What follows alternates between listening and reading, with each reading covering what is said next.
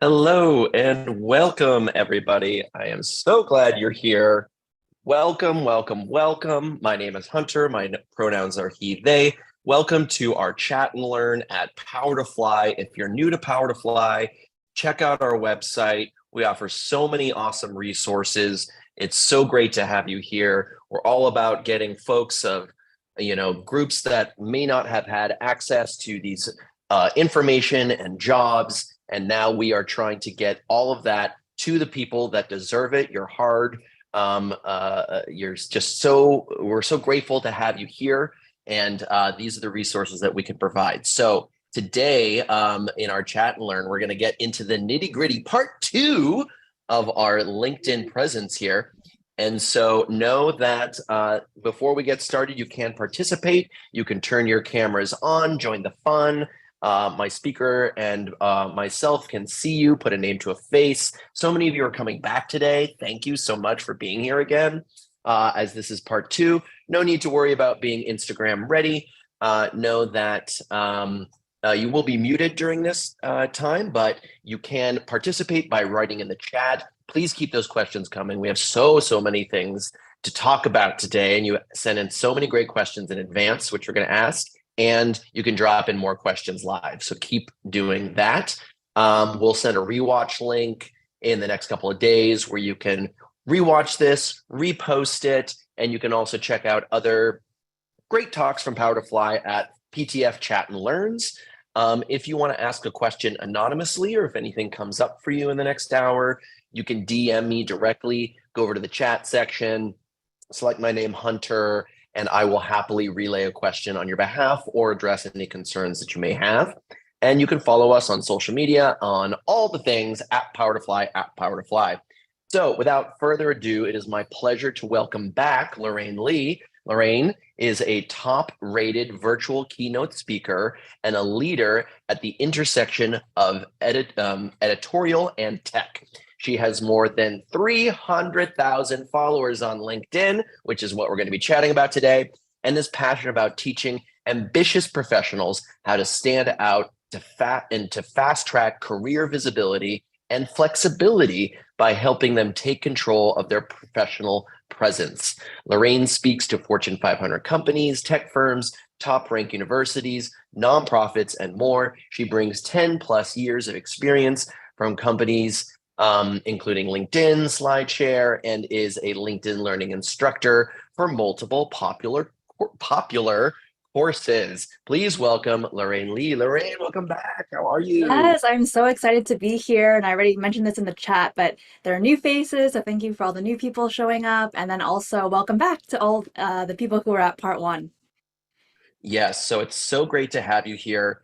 We got some amazing things coming in, so feel free to write in the chat.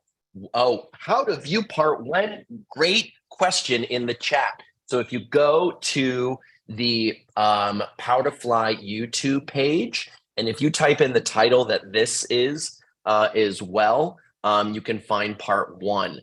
So check that out. It's building your LinkedIn presence to optimize for your job hunt. You can also go on the Power to Fly website and you can see what's listed in the events today. If you just want to like copy and paste that, that's easier, and drop it into our YouTube channel. You can find it there. Okay, great question. I love that we already have questions right off the bat, Lorraine, which is what we're here to do. Yes. So before we jump into the pre-submitted questions, and folks, just how this works is y'all submitted, a bunch of y'all submitted questions in advance. So we've put those on a list. They've been anonymized, so I don't know who wrote them anymore. If you hear your question, you want to give a little whoop whoop shout out in the chat, that is welcome. But if you want to fly under the radar, that's cool. Thank you for your questions. We appreciate your presence and your participation in any shape and way that you want to do that. And you can drop in more questions in the chat. But Lorraine, so this is such a popular, important, useful topic. And so we're Yeah. doing a second part. So how can we even sum up part one? What did we talk about? Oh gosh, everything. So I think like one thing to point out is this session is talking about your LinkedIn presence, not just your LinkedIn profile. And so just think Mm, of LinkedIn as an all-encompassing platform that allows you to really show who you are as a professional. It's not just a resume replacement. So just coming into this session with that in mind, and that's what we covered in the last session. Yes, of course, we talked about how to optimize your profile and all of that, but it really goes beyond that and can really just open the door to so many opportunities, and then hopefully for all of you being here, jobs as well.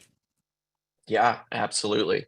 So, is there anything, maybe from, or if this is folks that are tuning in for the first time, anything that I missed in your bio or anything you'd like to share about yourself before we jump into questions? Yeah, I would just add one thing. So you mentioned that I've worked at LinkedIn before. So I was there for 6 years, quite a while, especially in tech. And I am a five-time LinkedIn learning instructor. And that happened after I left LinkedIn. So I just love the company, loved working there. And I've really been able to see the power of LinkedIn, not only while I was employed, but also now as I build out my own business. So I'm just really excited that you're all here today, taking that time to learn more. Awesome, awesome. Yes, plus one to that. So grateful that everyone is here and making the time. It's just a testament to who you are. If you're watching this, if you're showing up for this, you are doing the right thing. So just know you can give yourself a little soothing pat on the back. I often feel like I haven't done enough in the day, but you're doing enough right now. So thank you, thank you, thank you. Okay, Lorraine, let's get into it. Mhm. So, first question to kick us off. I love this question. Somebody wrote, I've been able to LinkedIn with people, but unable to have more interaction besides emailing. Do you have any tips for phone calls or Zoom with contacts? Like, how do we set those up? How do we make that happen? Is that okay? Things like that. Yeah, I think I mean, LinkedIn is definitely that place to connect with strangers. I've met so many people through LinkedIn who have actually even it's transferred into an in-person meeting as well, which is really exciting when that happens. But yes, I definitely think, you're doing a great job, whoever asked this question, already reaching out to people. And yes, getting on a video call, getting on a phone call is definitely a next great step to really have them remember who you are and remember your conversation, especially if it's with someone who works at a company that you would like to work for. So what I suggest, I'm not exactly sure what you're putting in your message, but what I would suggest is when you do ask for that next step and to take up a little bit of that person's time, is to suggest meeting for 10-15 minutes. So I think people will probably have 30 minutes scheduled in their mind, but 10 to 15 just feels more manageable, especially when they're meeting someone they're not familiar with. So giving a short amount of time to start, and then of course the conversation can keep going on if both of you are free. And then also just making that message that you send to them really specific. So move away from vague things like, oh, can I pick your brain, or I want to learn more about this, and instead go to their LinkedIn, pick out two or three really specific things. So I saw you worked here and you did this while you were there, and I would really love to learn more about that because I'm hoping to do X, Y, and Z. And so I think the more specific you can make it, and then also you showing that you did your research and that you actually put in the time and you're not just, messaging every single person on LinkedIn, is going to impress the other person and make them more willing to kind of take it further into that chat. That is such good pro tip advice. And I think that's a really I love the offering of just like the 10 to 15 minute Yeah. bite-sized window is really smart. 30 minutes, we can get a lot of work done. I could watch an episode of TV plus commercials, like Yeah. that's sitcom length. But Yeah. Yeah.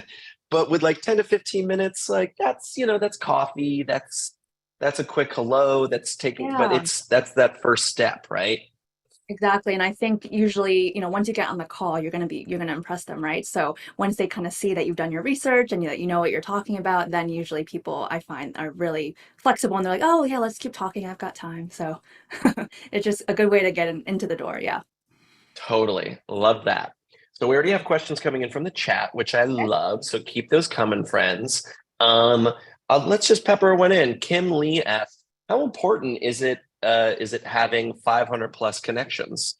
Is there a number that's like a golden ticket, or do things happen in LinkedIn when you reach a Mhm. certain amount of followers? Talk to me about that. Yeah, there's nothing special that happens once you reach 500, but I think aiming for, 500 plus is a good goal. Just because it shows that you have a more expansive network. And I think the thing with 500, and I think when people usually have fewer than 500, it's because maybe they don't feel as comfortable reaching out to people, or they only connect with people they know. So of course, like 500 people, like, do I know 500 people? That's kind of hard to do. But, reaching out to strangers, reaching out to people who have commented on your content before, that's a very, easy way to kind of grow that follower count or that connection count. And really, like, the hope is as you grow your network, they're going to be seeing more of your LinkedIn, more of your content that you're hopefully posting, and that's going to get you more visibility across different networks. And I think really the 500 is kind of that threshold, because you do want to, have a network, not just be kind of in your own little circle. And so, yes, if you can get more than 500, I would definitely aim for that. And, you can pick and choose, do research about who looks interesting to you, or, who's in a certain career that looks interesting to you. And, slowly but surely, you'll definitely be able to build that up. That's awesome. And as folks are building that or even just continuing to make new connections, would you suggest, we talked a little bit about this last time about sending a little message when you're making a new Yeah. contact, like someone watching today, like you were saying, people reached out. What is that like on the receiving side? And also, what would you suggest for the folks that are reaching out for Right. connection? Yeah, yeah. So actually, that's a good memory, Hunter. I think I actually have, yeah, the visual from last time. So basically, this is what you see. Nice setup. This is Yes, what come you on, visuals ready to go. So when you're on LinkedIn on your mobile device, when you click, instead of clicking connect right away, you're going to want to click on the three dots below their profile picture. And I don't know if I can zoom in a little bit, but this is what you'll see. You'll see this option to personalize the invite. And so anytime you send a request to someone, I recommend personalizing the invite. On desktop, when you click connect, you'll say how you know the person, and then you'll click add note, and then you'll add a note there. But this doesn't use up any InMail, and so you don't need a premium account for this. And really just sending, 1 to 3 sentences of who you are and why you're reaching out goes a long way. A lot of people, I think, reject LinkedIn connection requests if they're like, oh, I don't know who this person is. But I've had, last after the last chat and learn, so many of you reached out and said, oh, I attended, your session at Power to Fly, and like that was enough right away. Just accept, accept, accept everyone. So the message is a key part when you're reaching out to connections. That's so great. And that's we talked about this last time, and Kim just or excuse me, Kim Lee was the previous person. Lorraine just mentioned how you don't need a premium account for that little pro tip. That is a really smart pro tip, y'all. So if you missed that, you're gonna want to rewatch that on the rewatch link, Yeah, because that yeah. is that is a golden ticket right there. And to give a shout out to Kim Lee, who asked the previous question, they said, thank you. That was a great answer. Thank you. So, and thank you back, Kim. Thanks for asking that question. Yeah, thank you. Um, okay. So, friends, if questions are coming up, you see, we're answering them. So feel free to drop them in the chat, and we're going to keep on going down our pre-submitted questions. So, someone asked, using your LinkedIn header as an example, what other content is recommended if you don't have a lot of accomplishments? So the headline is a really important piece to your profile. And you're going to want to include keywords of things that you want to be discovered for. So if you are looking to get hired in a specific industry for a specific type of role, you're going to want to make sure those keywords are in your headline. So that's the first thing you'll want to do. Beyond that, when you start thinking of accomplishments, I would actually challenge you to think through. I'm guessing when you think of accomplishment, you think of just something like big and flashy, or, I made X millions of dollars, like making sales calls or whatever. Accomplishments doesn't have to be such a big thing. Like, it can be that you are the publisher of your own personal blog. It can be that you won an award within your team for, something like being a great team player. It can be that you have a video series that you do on the side. It can be a lot of different things. And so I would encourage you to just think outside the box a little bit. And accomplishments don't have to be things you did in the workplace. It can be something that you did outside as well. And yeah, but really the important part is that keyword aspect, and then showing a little bit of color about what else you do apart from your day job. I love that. And I'm going to keep going as we talked about in part one, because we're so fancy like that. But please do rewatch or watch part one. We also had a great dive into that balance between personal life and professional life. What is that? How do Yeah. we navigate that? Do we navigate that? And what you're probably hearing from what Lorraine just said and inferring from what I'm leading to is that's good to share, like Mhm. that there's a healthy amount that people feel like they can get to know you, right? Yeah, exactly. Yeah, I love it. I love it. So, we're getting more questions in from the chat. I'm going to jump right back to those in a moment. So keep those coming. I'm loving it. What's your preferred LinkedIn feature that Mm. boosts eyeballs onto one's profile? Whoever wrote this question, I just have to say thank you for the flair of language. I love your boosting eyeballs. That's a good one. Gosh, yeah. Oh my gosh, there's so many features. Okay, so I would say if someone is not already on your profile, and they're just seeing your name pop up in the feed, for example, for whatever reason, the headline is going to be important, and making sure you have a professional looking profile photo is going to be important. And when I say professional, you do not need to go to a photo studio. Take your camera, take your cell phone, do portrait mode, just have some good lighting, go outside, have some, nature in the background. That works perfectly well. And if someone is on your profile already, and I would say make sure to have a background photo that speaks to who you are and what you want people to know about you. So that's kind of that banner that sits behind your profile picture. And I still see a lot of people just using like a default image that LinkedIn offers, or they have like a random photo that doesn't even have any, special meaning to them. And so that background photo, that's like a huge piece of real estate on your profile, and it's visual, and so it's going to catch people's attention. And so if you take a look at mine, for example, I list some credentials, I have a CTA on there, I have my brand colors, so I'm really, using that to its fullest potential. You might want to include your website or your portfolio link or some logos of companies you've spoken at before. So, you can get creative with it, but make sure that you are using that piece of real estate on your LinkedIn.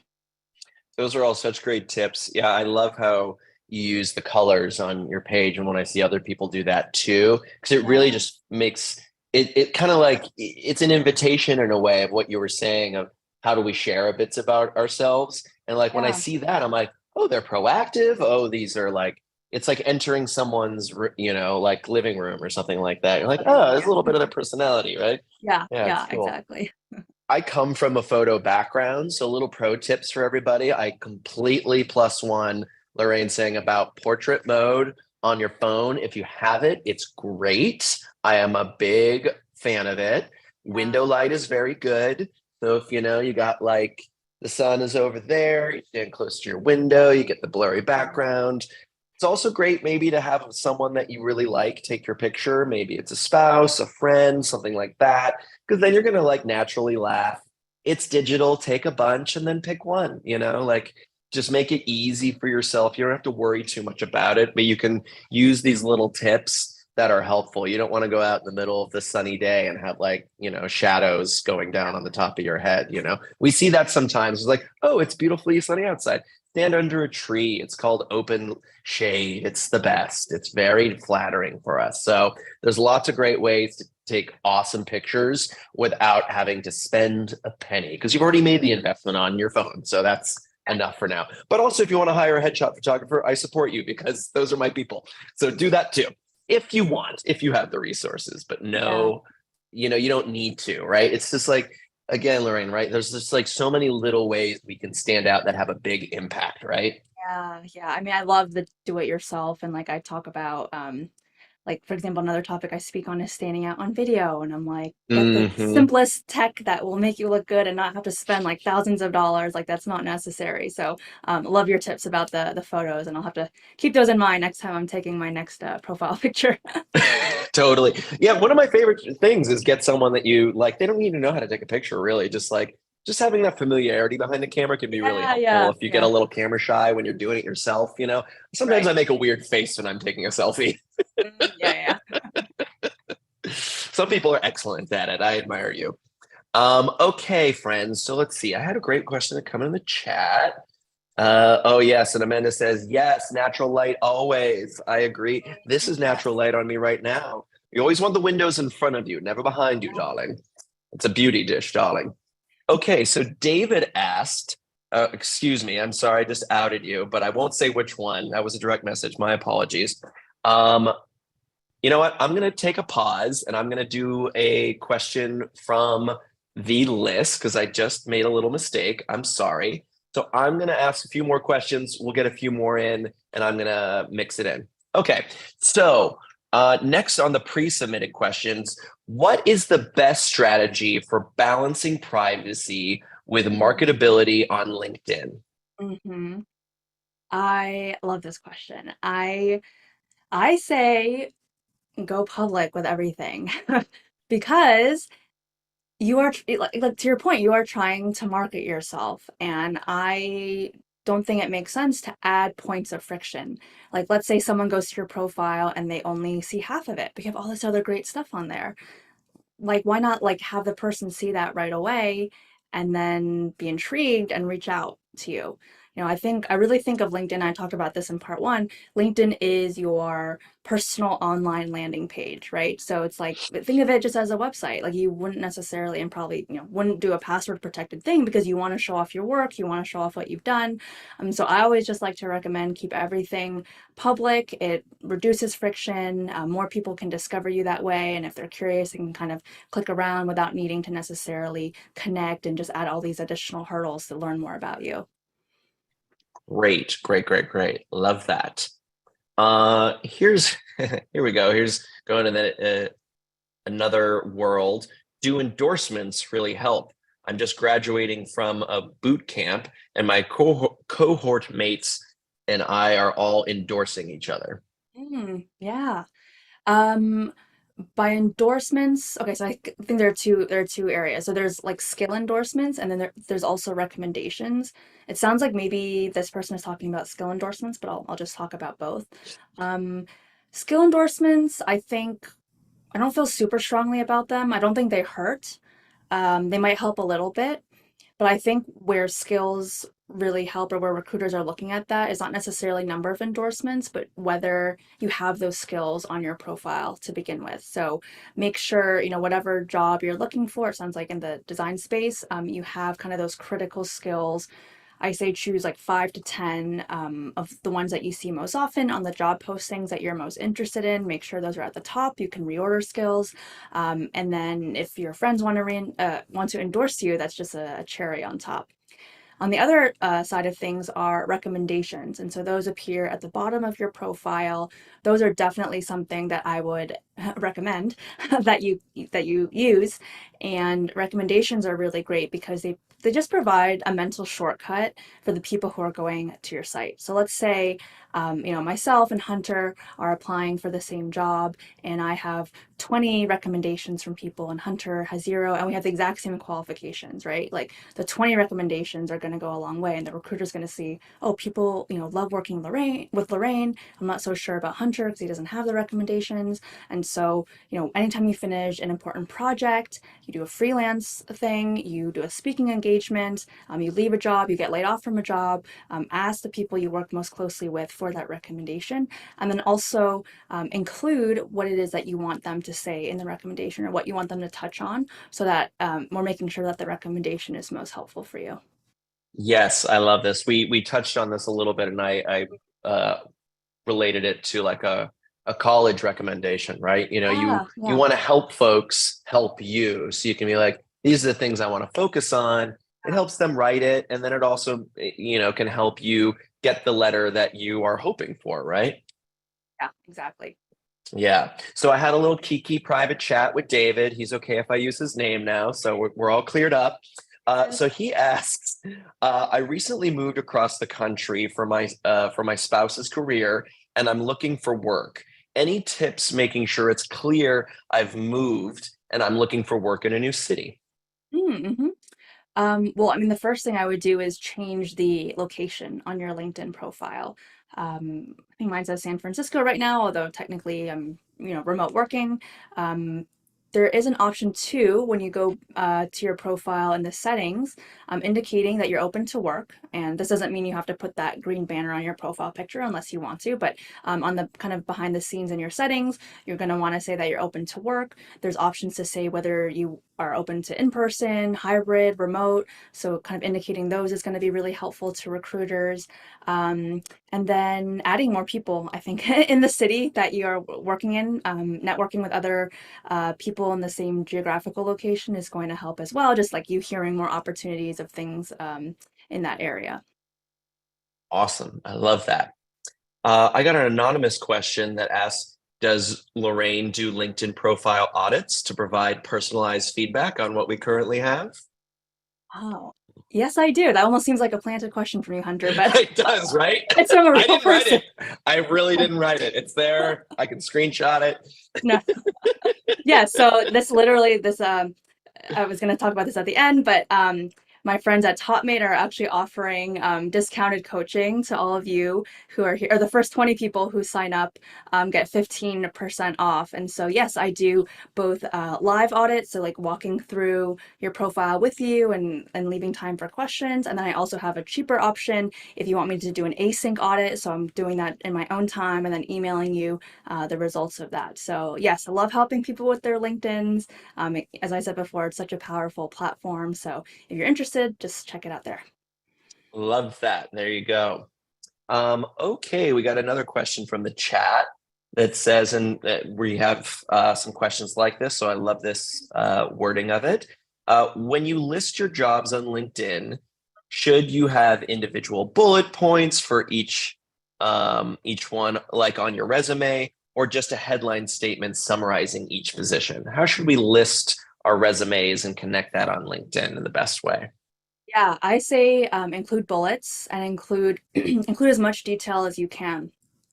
So I actually like to use my LinkedIn as kind of a repository for what's on my resume and then what also I couldn't fit on my resume, just so I uh, have it documented, what exactly I did, and so I don't forget if I don't include it on my resume. So again, similar to that question before is, should I make my profile public? Do I make it partially private?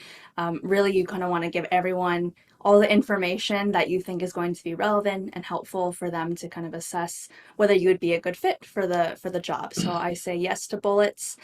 Even writing, a few sentences at the beginning if the company is not a super well-known company. Maybe you want to give a little background on who they are, what they do. A few sentences too about, your overall role there is fine as well. And then, yeah, get into the bullets. And then on top of bullets, also don't forget that you can add rich media to your various experiences. So if you wrote blog posts, if you publish an ebook, if you manage social media accounts, like you can link all those things as well within each experience. I love that. So friends, we just hit the half-hour mark. So we have about 30 minutes left. So any questions that you'd like to ask Lorraine, now is the time. You have 30 minutes to do it on this session. So please do feel free to reach out in the chat. Okay, so another pre-submitted question we have is there any evidence that posting and sharing help bring awareness to your company and potential future prospects for hiring? Do you think that's a good strategy? Yes, for sure. Content is just such an underutilized piece of LinkedIn. And like I said before, a lot of people, they think of LinkedIn, they think of resume, they think of profile, but really the content part is a big piece that contributes to your presence. And, Hunter mentioned at the beginning in my bio that, I like to help people stand out, fast track career visibility and flexibility by taking control of your professional presence. And when I think of presence, it's both how you appear to others and where you appear, like where you are present. And so to be present on LinkedIn, to have, to have a reputation on there does help you whether you are working at a company or whether you are doing something on your own. And, I've seen it firsthand, like my past roles, especially my most recent one at Prezi. I got laid off in November, unfortunately, but I had so many people message me after and are still messaging me saying like, oh, I love what you're doing on LinkedIn. I love the content you're posting. And, people are engaging and they know that I post about certain topics. And so they're recommending me to other opportunities. And so content, yes, definitely helps you both in a company, whether you're, doing something on the side or something separately. I can't say enough about it, but yes, you should be utilizing content on the platform. I love that. And this is getting the chat fired up about content and a bunch of different questions. So let's while we're on this topic, let's get into it here. Kim asked, if you're not an expert in anything, what kind of content should we post? So, I would also, with this question too, challenge you to think about what does it really mean to be an expert? We all have things that we know about that we're passionate about. And being an expert, we don't have to be an influencer or super, well known, like the Richard Bransons of the world. But we all have something that we're passionate about, something that we can speak on. Think about what others have come to you before and asked you about. Is it about organization, like how to be more productive? Do they come to you to edit things for them? So think first about what people are turning to you for your expertise. And then, yeah, I think it's just about thinking through like, what are you passionate about? What do you have something to say about? And there's just a whole range of topics. Like, what do you do for your job? Like, are you a digital marketer? Like, you could speak on digital marketing, for example. So there's just a lot of opportunity and ways that you can kind of get your voice out there. And if you're a little bit nervous about getting started, I like to say, find an article that's interesting to you, something related to the business world, share it on LinkedIn. You don't have to say anything about it. Just kind of, get comfortable posting, and that article is probably relevant to something that you're passionate about as well. So doing those like small steps is going to help you slowly get more comfortable with posting. And then also what content resonates with you on LinkedIn that you see other people posting. That's probably something that you're passionate about as well and can also speak on. I love that. And we talked about a bit of this in the first session, but while we're on the topic too, someone asked in the chat, how can we mix both personal and work content on LinkedIn effectively? So there's a lot of different ways to do this, right? Yeah, and that question, I mean, that's perfect. Like, I think the best posts are the ones that do mix the personal experience or the personal learnings with something professional. So earlier today, I posted about the biggest public speaking mistakes I made when I first started becoming a speaker. So learnings and expertise in the presentation space, but also just sharing my own personal experiences and some vulnerability there. I talked about another post that did really well was things I learned as being a first time manager. So personal experience, and then also some takeaways as well for people to learn from. I love that. I love that. Okay, we're getting so many great questions from the chat, so I'm just going to keep firing Mhm. them out here. Um, Jessica asked, should I list the actual city I live in, a small town, or the closest larger city within commuting distance? I work remotely and prefer remote or hybrid roles, but Yeah. maybe I'm somehow limiting myself by putting my actual location in the smaller town. Yeah, I would experiment putting in the bigger city, just because there are filters when recruiters search and if they want someone in person. So they will likely put the big city, less likely to put a smaller city, or they might put a big city and like do like a radius around it. So yeah, I would experiment putting the main city. I think that could be beneficial for you. Great. And Jessica says thank you in the chat. Mhm. Oh. Mhm. Okay, let's see here. So we talked a bit about when you're reaching out on LinkedIn, perhaps, saying, oh, we met on the Power to Fly chat today. I really enjoyed your topic. Are there other topics to discuss specifically when reaching out? Do you have any templates, Casey asks, or any roadmaps for that? Let's say it's more of a cold reach out, for instance. Sure. Yeah. Yeah, I forgot how many characters you have exactly. It's not a ton. So what I like to say is, hi Hunter, like my name is Lorraine. I am a virtual speaker, or I'm an editor at, this company, or I do digital marketing for XYZ. Saw your post about this topic. It's an area that I am really interested in, or that I want to become more of an expert in, or that I post about a lot as well.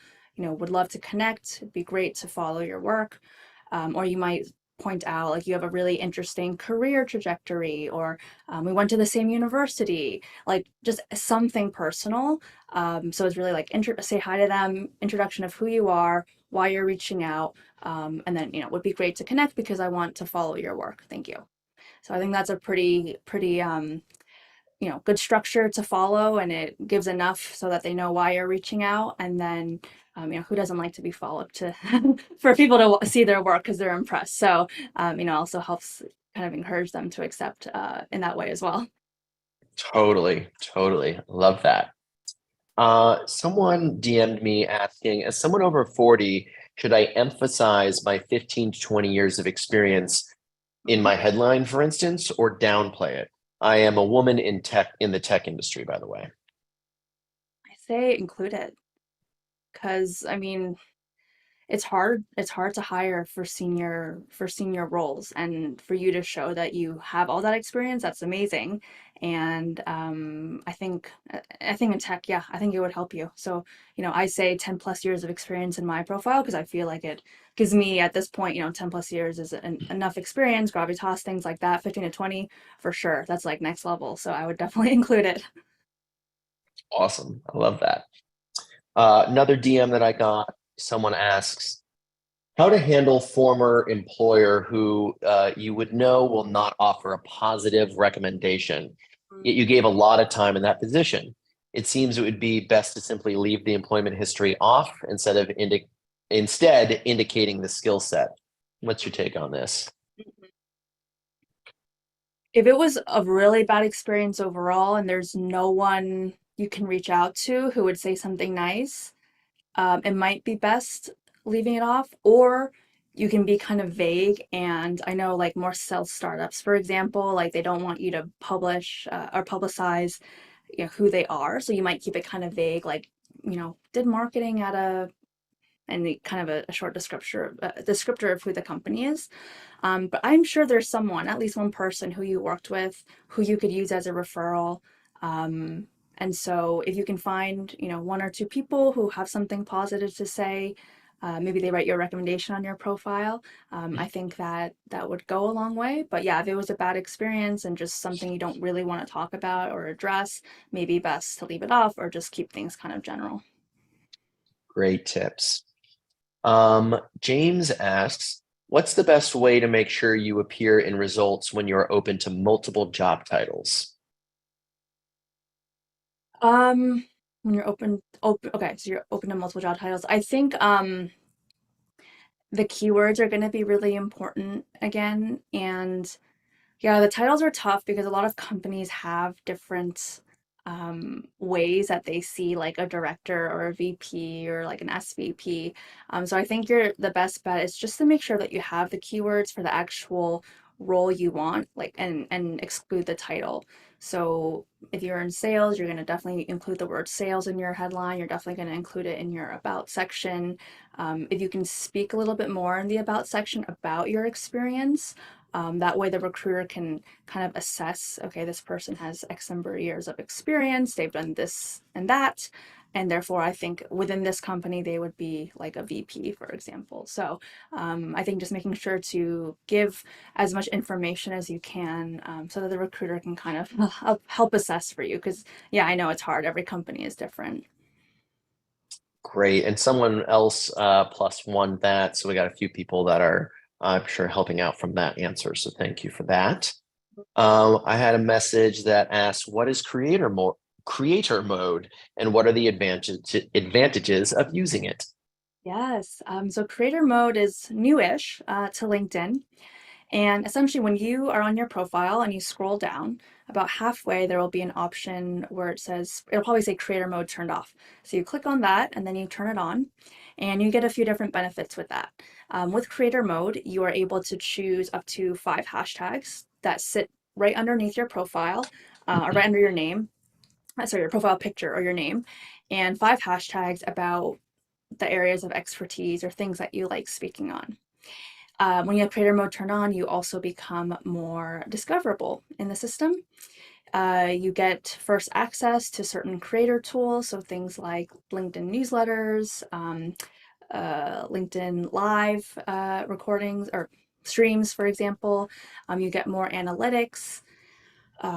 Your profile, certain things on your profile get reorganized. So your feature section and your activity section sit up higher on your profile because you're trying to kind of showcase more of your work and the things you've created. So definitely lots of benefits. I always like to tell people to turn it on and make sure to include, key things you want people to see in your featured section. And then of course, ideally you're posting on LinkedIn as well, so that your activity section has activity there. You mentioned hashtags, which we talked a bit about last time. Yes. Kim asks, are hashtags important? And I will circle back. I remember we talked about there's like a number that I think you like that's like, Yeah, around yeah. 5, was it? Yeah, like 3 to 5 and Yeah. mix it up between kind of general, so something like career, and then something more niche like sales calls. So I think, I said last time, like I don't feel like hashtags make a huge difference. I don't think they hurt unless you have like too many and it just kind of looks spammy.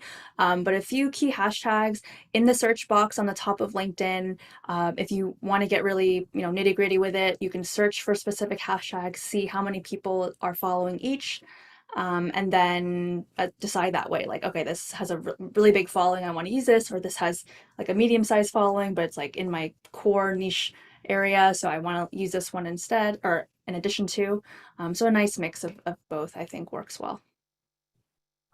I love that. I love that. That's great. Okay. Another question from the chat. If you reach out to a recruiter or a potential contact on LinkedIn and do not receive a reply, should we send a second message? If so, how long is an appropriate time to wait before sending an additional message? Yeah. Yes, I always say follow up, follow up.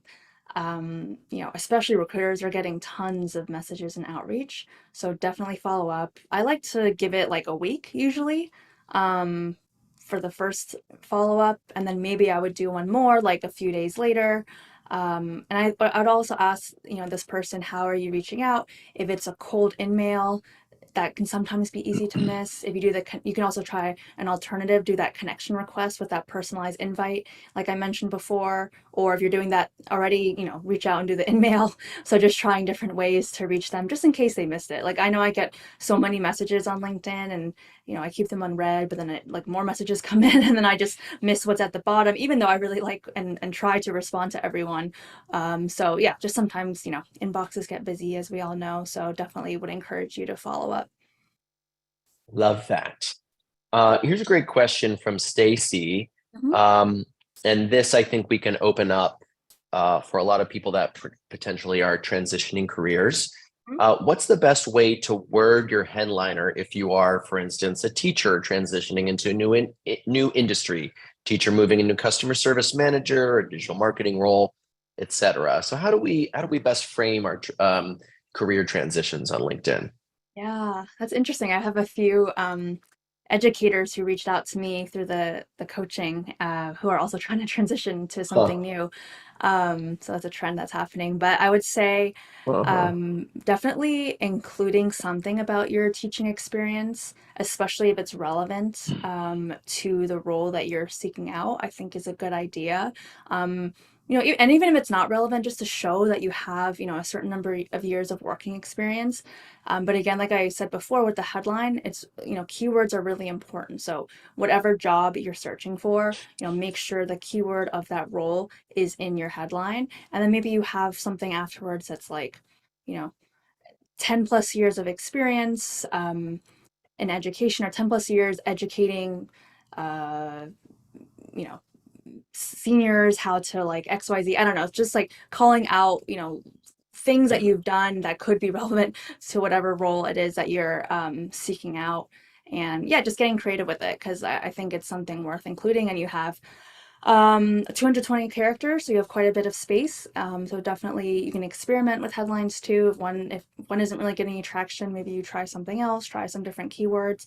I think experimenting and is always a good idea, and I do it with my headline as well. I love that. And with, the teacher example, there's so many transferable skills there, Yeah. communication, Yeah. being able to work on teams, groups, and all that sort of things. And so for a lot of folks that are transitioning, there could be those keywords potentially from those Mhm. transferable skills. Yeah. Yeah, call them out for sure. Love that. Okay.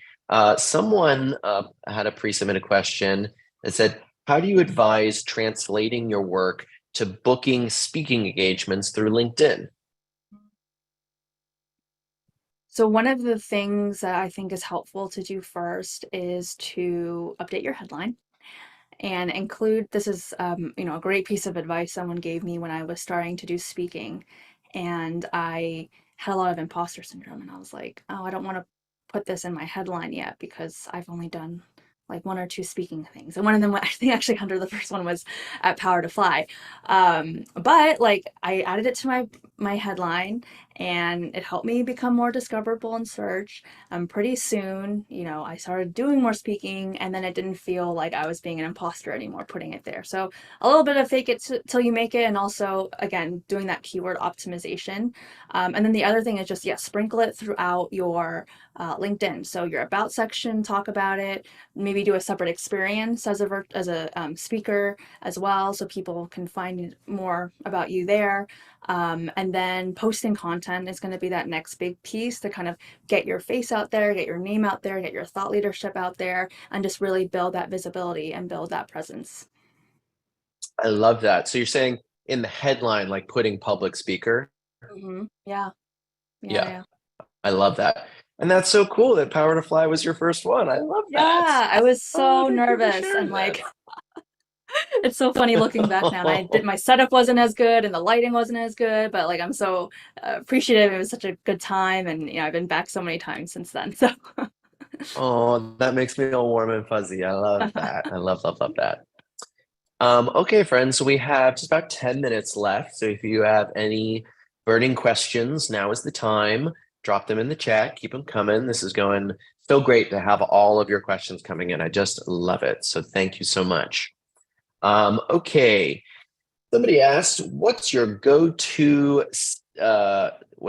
strategy to stand out to recruiters, especially when you can't be open about your interest in new roles? So you're still in a job maybe, and you're Mhm. looking around. How do we do that? Hmm.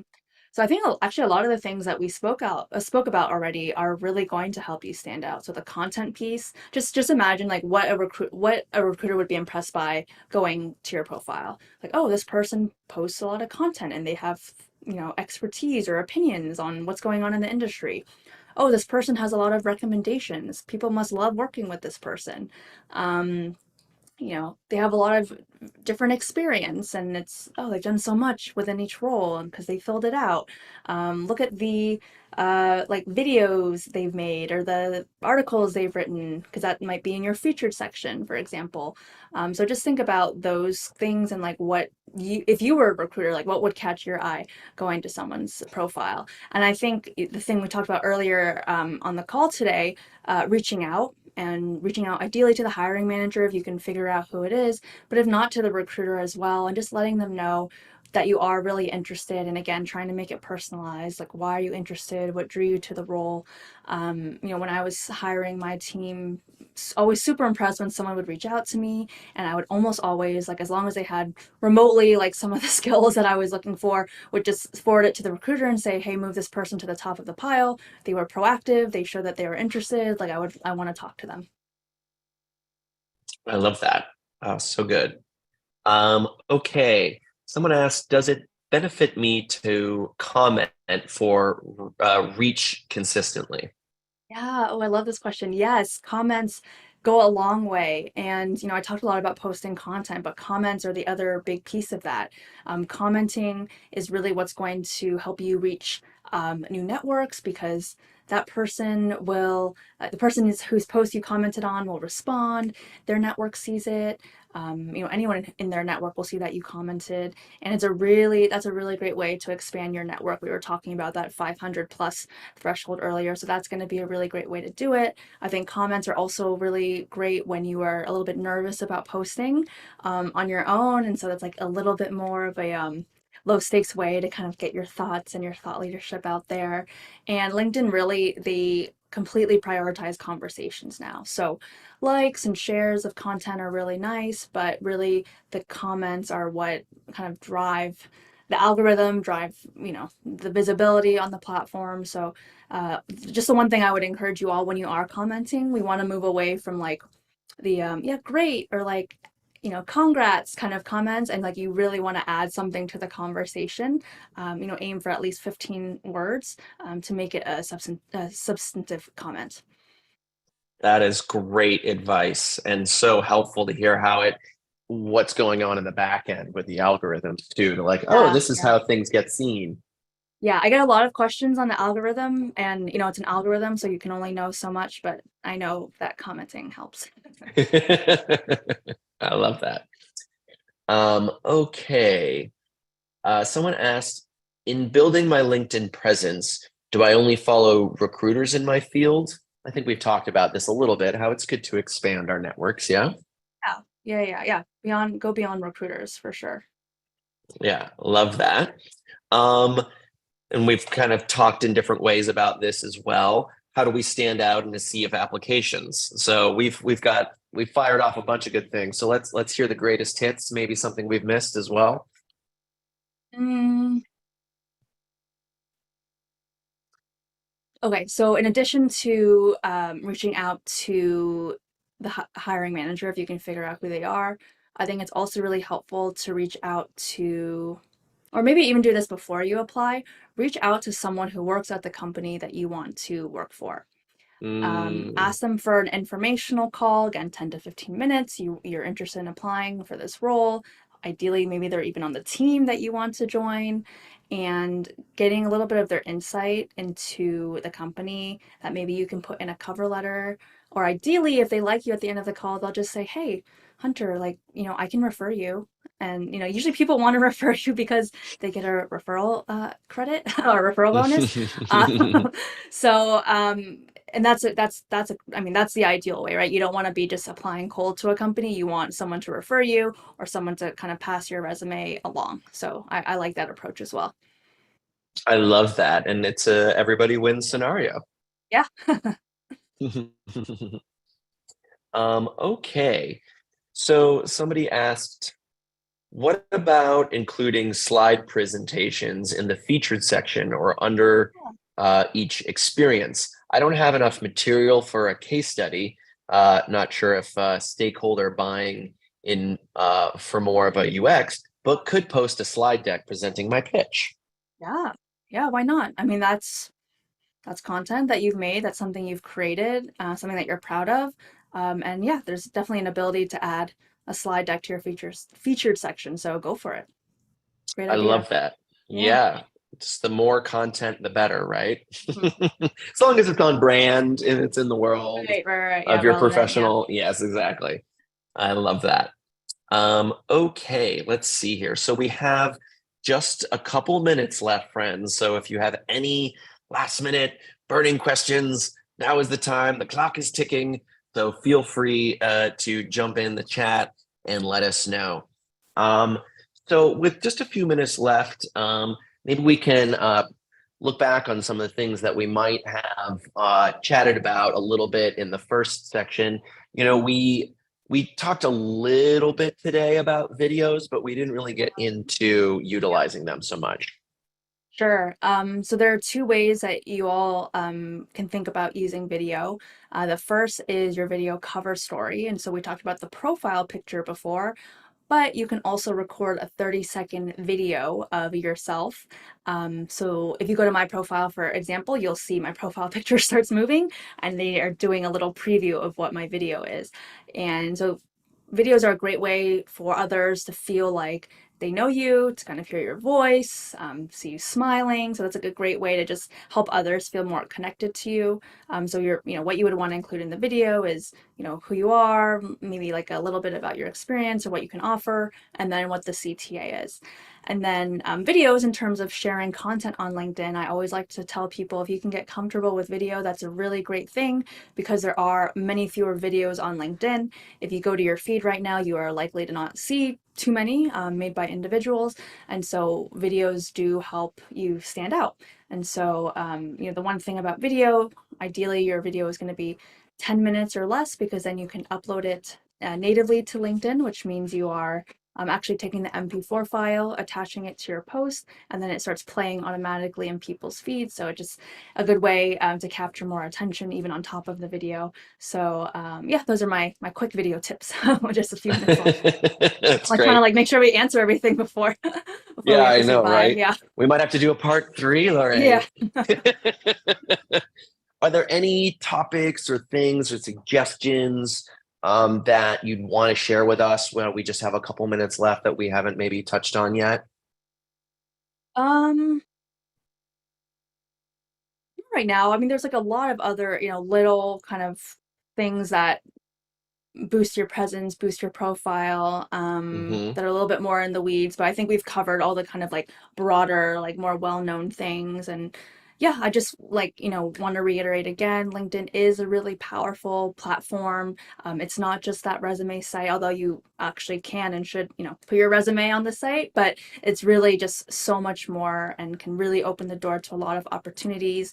And also just, boost your presence again and boost your visibility, whether you're still at a company and not looking or whether you are looking, because this is a talk about the job hunt.